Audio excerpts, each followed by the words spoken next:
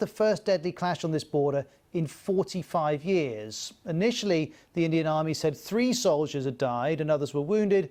But now we have this updated statement saying 17 troops who are critically injured at the standoff location and who were exposed to sub-zero temperatures in the high altitude terrain have succumbed to their injuries, and so the death toll is now 20.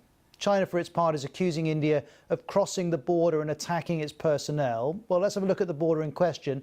This is the Galwan River Valley area. Both sides have been deploying thousands of troops on either side in recent weeks. Well, let's speak to Shashank Joshi, defence editor of The Economist, who's live with us. Thank you very much for your time.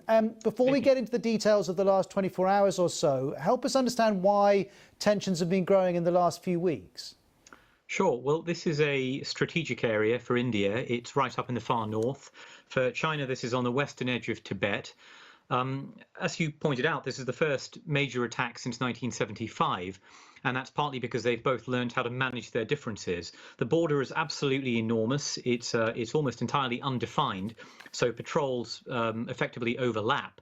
The reason tensions have been growing in the last few weeks isn't entirely clear, but it's probably to do with the fact that India has been upgrading the infrastructure on its own side of the border in this area known as Ladakh. Over the past several years, particularly over the past year, they've completed a vital road that runs south to north. And what seems to have happened is the Chinese side has interpreted that as a challenge to the status quo and a threat to their own forces on the Chinese side, effectively to the east. And with regard to the particular circumstances in which these 20 Indian soldiers died, do you have any detail at all? We have some details from Indian accounts, although how reliable they are is open to question. What appears to have happened is a few days ago, the Indian and the Chinese sides agreed to effectively defuse the crisis. They agreed to disengage from several positions. The standoff is in 3 places. The Galwan River Valley is one of them. The other 2 are Pangong Lake to the south, and the other one is called Hot Springs, which is also to the south. The Chinese side appears to have agreed to disengage from at least 2 of those, including Galwan Valley.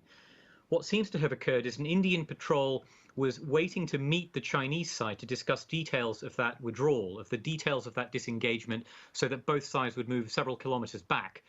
We don't know exactly what transpired, but that seems to have devolved into a fight. Now, troops on both sides don't use weapons because they have various protocols and agreements to not do so over the years.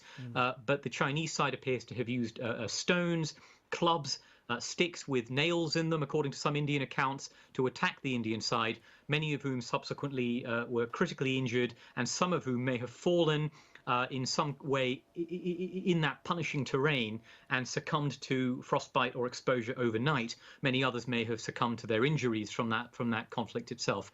There have also been some Chinese casualties, but we don't know how many, and we don't know if there have been any fatalities.